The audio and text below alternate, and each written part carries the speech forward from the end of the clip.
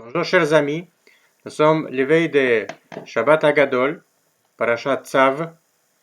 Ça s'appelle Shabbat Agadol parce que ça fait souvenir au grand miracle qui nous arrivait en Égypte. Parce que quelques jours avant Pesach, on était obligé de préparer les sacrifices de Pesach, les petits agneaux, qui au mois de Nissan, c'était l'idole pour les Égyptiens. Et les Égyptiens, ils ont vu qu'on prépare l'agneau, leur dieu, pour le sacrifice, et ils ne pourraient rien dire, ils ne pourraient pas agir, bien que c'était leurs idoles. Et grâce à cet événement, cette Shabbat, il était nommé Shabbat Agadol, à cause du grand miracle qui nous arrivait à ce moment-là en Égypte.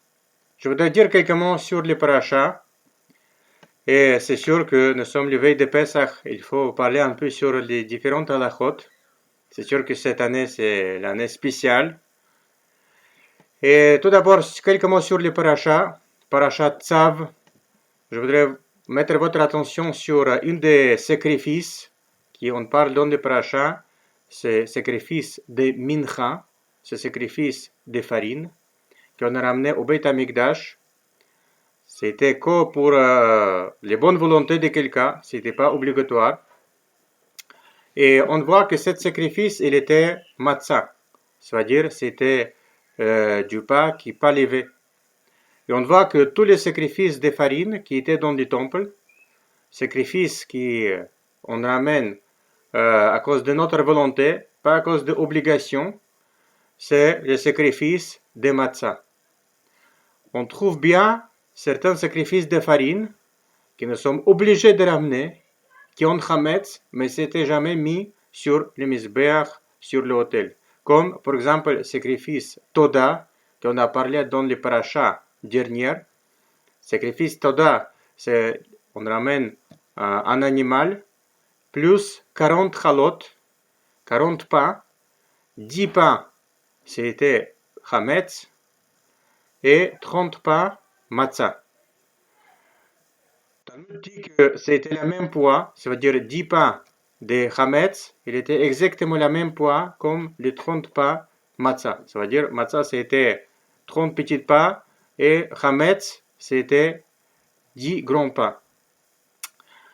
Et un autre sacrifice qu'on trouve aussi chametz, sacrifice de farine, c'est 12 pains qu'on a ramené à la fête des Shavuot.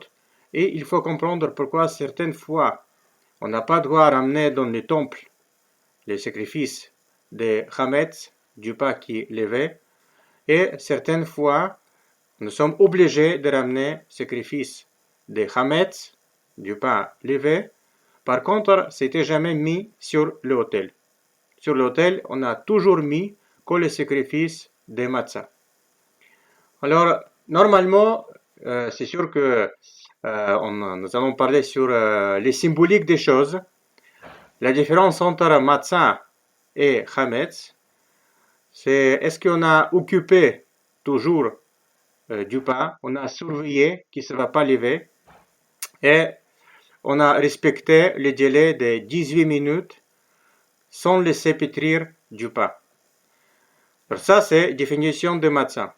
Ça veut dire, si on va faire projection sur nous-mêmes, quelqu'un qui sait retenir, qui gère ses émotions, qui gère ses actes, il ressemble à matzah. C'est-à-dire, c'est quelqu'un qui gère bien tous ses actes, il a bien réfléchi sur des choses, il n'y a pas de quelques erreurs, quelques défauts. Ça, c'est le symbole de matzah. Chametz, c'est quelqu'un qui laisse traîner des choses. Parce que pour avoir du pain levé, il ne faut pas travailler. Il faut laisser les pâtes et ça va lever tout seul. Alors chametz, c'est lui qui laisse couler en flux avec tout le monde sans faire un effort. Alors celui qui cherche à approcher vers Dieu, il doit chercher, c'est-à-dire celui qui cherche à gérer des choses, celui qui avance, c'est sa volonté, il cherche de faire des choses bien, il gère des choses bien, il gère ses émotions, il contrôle chaque acte Alors, il doit ramener matzah. Et c'est le sacrifice qui est accepté même sur l'autel, c'est-à-dire l'endroit le plus proche pour ramener à Hachem. Par contre, les autres sacrifices qui nous arrivent sans préparation, comme le sacrifice de Toda, sacrifice Toda, il faut ramener pour celui qui était en danger, comme quelqu'un qui a pris son avion, quelqu'un qui fait les croisières sur les mers, quelqu'un qui était malade, il est guéri, quelqu'un qui était en danger, il était sauvé, ou quelqu'un qui traversait les déserts, etc. Tout ça, toute cette catégorie-là, il doit dire merci à Dieu. Et ça, c'est quelque chose qui arrive pas toujours volontairement. C'est-à-dire, parfois, on était mis en danger, on était sauvé. On doit dire merci à Dieu. Alors, ça manque quelques préparations. Alors, il manque de préparation, c'est-à-dire un être humain dans l'état où il est, il faut dire merci à Dieu. C'est à cause de ça, il y a toujours une partie de Hametz qui est présente. C'est-à-dire une partie qu'on a laissé traîner, on n'a pas assez travaillé, qui est présente dans ce sacrifice, mais ça, on ne peut pas mettre sur l'autel, c'est pas les meilleures choses. Ça, celui qui concerne le sacrifice de Toda qui donne nos jours, c'est remplacé par bénédiction, quand nous sommes appelés pour monter, pour lire le Torah, on dit bénédiction Hagomel. Hagomel le Chayvim Tovot, celui qui fait des biens pour des choses, pour des gens qui parfois sont coupables, ils ne méritent pas d'être sauvés. Par contre, un autre sacrifice, c'est le sacrifice de Doupa pendant la fête de Shavuot. Là-bas, c'est une autre raison pourquoi c'était Hametz, parce que les fêtes de Shavuot, c'est les fêtes de don de Torah, et le Torah a été donné pas aux anges, à qui il n'y a pas les mauvais penchants, c'était donné aux êtres humains, à qui il y a les émotions, les difficultés, il y a les doutes, des craintes, et aussi pas toujours bonne volonté de faire des choses. Et quand même, Torah, avec ses mitzvot, avec ses obligations, il nous dirige vers les bons chemins. C'est à cause de ça, la fête de Shavuot, on a mérité avoir le Torah avec toutes ses précisions, toutes ses consignes, justement grâce à notre mauvaise penchant. Et finalement, on voit dans le Talmud, dans les Midrashim, Hametz, c'est celui qui symbolise les Yetzirara, les mauvaises penchants. Et puisque le Torah n'a été pas donné aux anges, alors j'aimerais bien passer au Halachot Pesach. Nous sommes obligés de parler quelque part sur les fêtes qui s'approchent. Et c'est sûr que même les fêtes de Pesach, nous savons que nous allons faire un bon nettoyage des choses, nous allons cachériser notre cuisine. Il faut toujours rappeler que le Torah n'a été pas donné aux anges. C'est toujours, il y a les places de faire des erreurs et nous ne sommes pas parfaits, mais quand même, il faut essayer de faire le meilleur. En plus, cette année, l'Internet c'est d'aborder avec toutes les différentes culottes, toutes les différentes possibilités d'alléger cette année. Plusieurs culottes que j'ai vues sur Internet, je n'arrive pas à comprendre comment on peut alléger. Parce que c'est halakha et on ne peut pas bouger des halakha même dans les cas de difficultés. Par contre, certaines choses, on peut mieux alléger et nous allons parler sur ça, mais un peu plus tard. Tout d'abord, j'aimerais bien préciser. Alors, cette année, nous allons faire Bdikat Hametz, ça veut dire vérification de Hametz, chercher Hametz dans notre appartement, et pas seulement dans l'appartement, il faut chercher aussi dans tous les endroits où nous ne pensons pas de vendre. Alors, ça se passe mardi 7 avril, le soir, à partir de tombée de la nuit, c'est à peu près vers 8h50, nous commençons à faire recherche de Hametz, même si on a bien nettoyé l'appartement à laver. Parce que c'est une mitzvah à part, il ne faut pas penser qu'ici on a déjà tout nettoyé, tout est déjà propre, c'est sûr que nous n'allons pas trouver Hametz chez nous dans l'appartement. Quand même, c'est une mitzvah à part, parce qu'il y a aussi toujours les symboliques que comme on cherche Hametz dans l'appartement, il faut aussi vérifier toutes nos pensées de toute l'année, quelles pensées étaient bonnes, peut-être on a fait quelques erreurs, et c'est les coutumes qu'il ne faut pas annuler, même cette année. Alors on fait vérification avec une bénédiction et on ne parle pas pendant les vérifications. Contre cette année, on a difficulté pour terminer, pour brûler Hametz, parce qu'on ne peut pas sortir d'or. Et en plus, les poubelles, elles n'est pas ramassées chaque jour.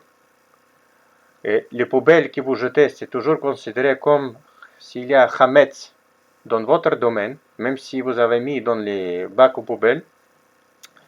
Pour ça, cette année, qu'est-ce qu'on peut faire? On peut mettre quelques produits qui vont abîmer les gouttes de Hametz, comme par exemple le chlore, qui va abîmer les gouttes de Hametz dans les sacs de poubelles, et comme ça, on jette les sacs à poubelle dans les bacs aux poubelles. Et c'est considéré comme vous avez détruit les Hametz. Alors, peut-être vous avez entendu, il y a certains rabbins qui ont dit que puisque chaque famille se trouve toute seule, il y a les gens âgés qui restent toutes seules pour le Seder Pesach. Alors il y avait certains qui ont proposé d'utiliser les moyens des technologies, comme par exemple la vidéoconférence par Zoom, par les autres moyens. Mais il faut savoir que le grand rabbinat d'Israël, il a écrit en lettres qu'ils sont contre utiliser les moyens électriques, parce que imaginez si vous avez quelques pannes dans votre ordinateur, il y a quelques pauses, quelques interruptions dans les connexions, automatiquement vous allez chercher de réparer en touchant les claviers, en touchant les souris, etc. Et tout ça interdit, pas seulement à Shabbat, mais également Yom Tov. Alors, je pense qu'on n'a pas le droit d'utiliser ces moyens de technologie électrique. Alors, qu'est-ce qu'on fait si nous sommes tout seuls pendant le Seder Pesach? Alors, déjà sur ça, on va dans le Talmud. Talmud, il dit dans le traité Psachim. Et si je suis toute seule, alors c'est qui me pose les questions Manishtana, c'est quoi la différence entre cette nuit et les autres nuits de l'année? Et je réponds pour moi-même, et c'est pas grave. Alors, on voit qu'on a déjà parlé sur ça. Alors, une autre question, pour celui qui n'est pas, qui a acheté les nouvelles vaisselles, il n'a pas fait immersion dans les mikveh ou dans les rivières, parce que tous les vaisselles qu'on achète dans les magasins, ça nécessite d'être trempé dans les mikveh. Alors, cette année, celui qui veut, il peut vendre aux goïm, aux non-juifs. Il y a certains avis qui pensent qu'on peut faire ça et ça marche. Alors, sinon, si vous n'avez pas cette possibilité à faire, dans ce cas, vous utilisez votre vaisselle sans tremper au mikveh.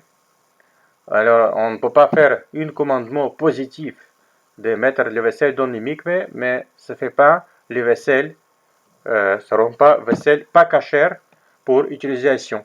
Alors, on a manqué une mitzvah, et après, si nous allons avoir une occasion de ramener les vaisselles au mikveh, alors il faut juste bien nettoyer et faire immersion quand ce sera possible. Alors, il y a, oui, quand même, certaines choses qu'on peut faire un peu moins que toutes les années, parce que comme vous voyez, dans les magasins, on ne trouve pas toujours tous les produits qu'on a besoin. Alors, si quelqu'un il avait l'habitude de ne pas vendre les vrais Hametz, comme par exemple du pâte, du couscous, cette année, il a droit de vendre même s'il a pris comme engagement sur lui sans rien faire. C'est-à-dire, cette année, il a droit de vendre même les vrais Hametz par les ventes de Hametz que je vous proposais par les formulaires, par les pouvoirs qu'on a envoyés par WhatsApp et par email.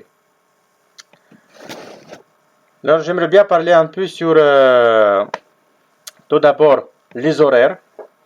Alors, Seder Pesach, nous commençons le 8 avril, le soir.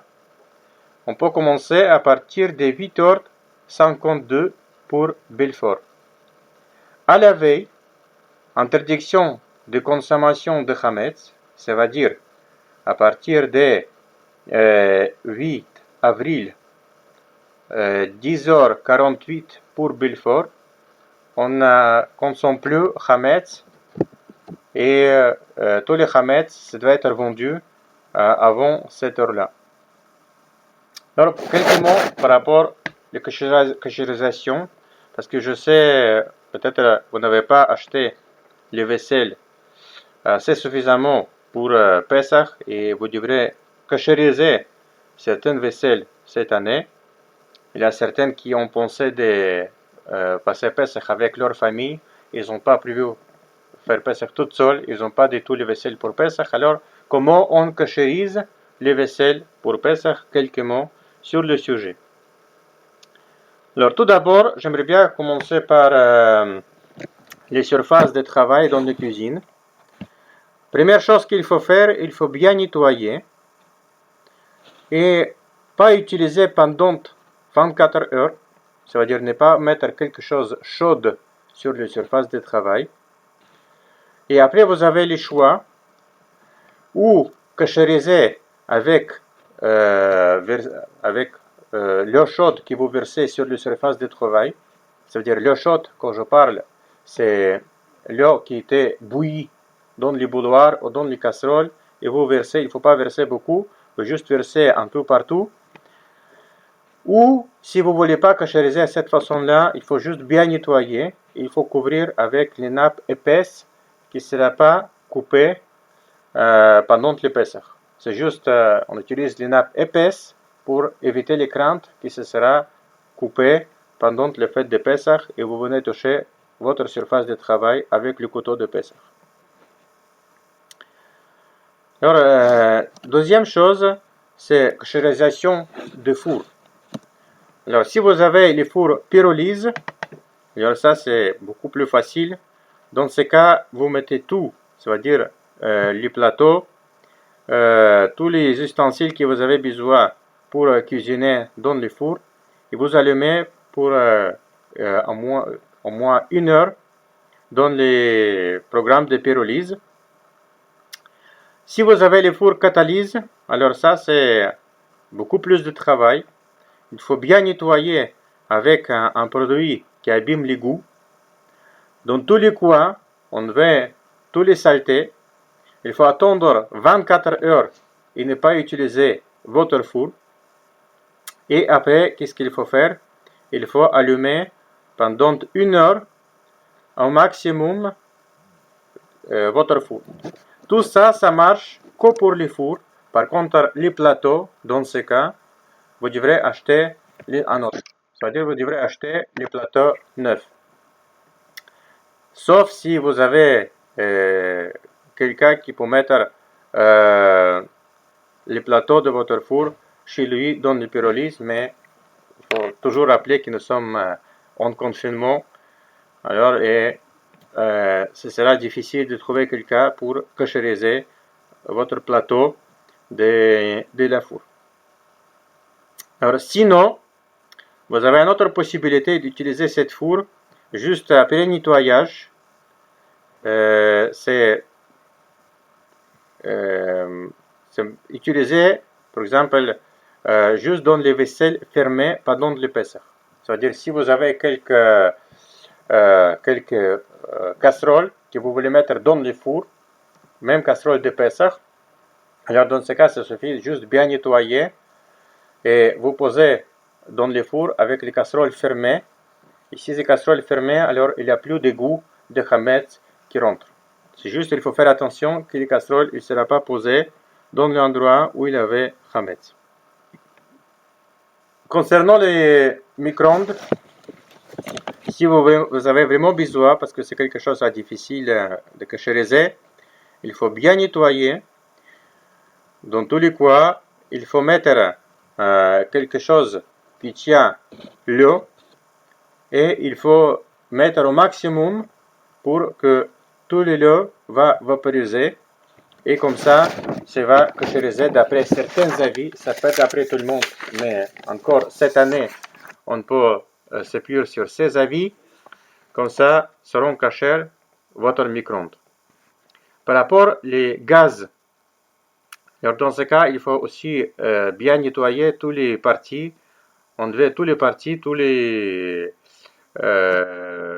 gaziniers. Et il faut bien nettoyer. Et après, il faut tout remettre sur place. Et il faut allumer quand même pour une demi-heure les gaz pour brûler tout le reste. Et comme ça, vous pourrez utiliser pour Pesach. Encore, c'est mieux si vous avez les papiers aluminium de mettre tous les parties, c'est-à-dire en particulier où vous mettez vos casseroles sur le gaz, il faut mettre papier aluminium si vous avez. Sinon, après le nettoyage et après que vous avez allumé pendant une demi-heure, c'est suffit et vous pourrez utiliser pour Pesach. Les plateaux des fours, c'est-à-dire les plateaux de cuisinière à eau, où normalement si vous avez quelque chose qui déborde, c'est tombe là-bas. Il faut aussi nettoyer et c'est mieux si vous pouvez mettre papier aluminium en dessous. Plate Shel Shabbat. Alors les plaques électriques de Shabbat, on cachérise en façon suivante. Il faut bien nettoyer et après vous avez le choix où vous versez l'eau bouillon sur ça ou après bon nettoyage, vous enveloppez avec les papiers aluminium. Alors, le mixeur, il faut bien nettoyer toutes les parties. Après les parties qui touchent la nourriture, il faut mettre dans les casseroles avec l'eau bouillon et cachériser de cette façon-là. Tous les ustensiles que vous utilisez pour pétrir du pâte, c'est mieux pas de tout cachériser parce qu'il y avait du pâte et peut-être il y a quelques miettes de chametz qui restent, qui est difficile à enlever. Si vous avez vraiment besoin, alors il faut bien nettoyer. Il faut verser l'eau chaude des casseroles qui étaient sur le feu avec l'eau bouillante. Alors les casseroles, il faut cachériser de cette façon-là. Il faut bien nettoyer, attendre 24 heures sans utilisation pour les chaudes.